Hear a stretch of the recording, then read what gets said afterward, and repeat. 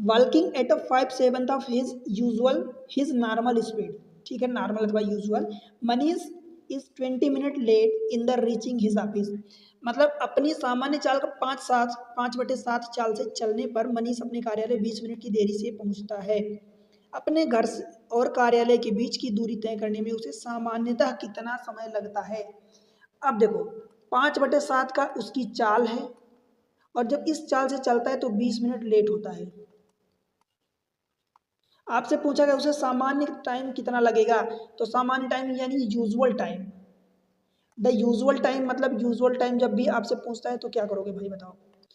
Usual का मतलब कि नॉर्मल, ओरिजिनल, तो ओरिजिनल में इसकी स्पीड ये थी तो स्पीड ये थी, टाइम की बात हो रही है, यूजुअल टाइम की बात हो रही है, तो इसका उल्टा करोगे भाई ऊपर वाला। यूजुअल टाइम मतलब इस 5 को मल्टीप्लाई इधर 20 में करोगे, 5 इंटू 20 और बटे इन दोनों का डिफरेंस यानी 2, तो ये 50 आ जाएगा। यही हमने अभी कैलकुलेट किया था कुछ देर पहले, तो ये आपको ओरिजिनल टाइम हो जाएगा, ठीक है, कि 50 मिनट उसको ओरिजिनल टाइम लगता है।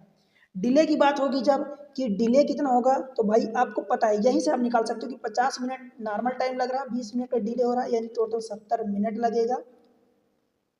और अगर आप यहाँ से कैलकुलेट करना चाहते हो तो डिले यानी अब की बात हो रही है, समझ पा रहे हो, डिले मतलब अब, क्योंकि भाई वो स्पीड घटा दिया था तो डिले हो रहा है, तो 5 की स्पीड से आप जाओगे, ठीक है, ये आपका रिसेंट की स्पीड है तो इसीलिए तो देर हो रही है, तो आप मल्टीप्लाई किसका करोगे, 7 का, तो 7 इंटू ये 20 और बचे इन दोनों का डिफरेंस यानी 10, 70 हो जाएगा। समझ आया दोस्त।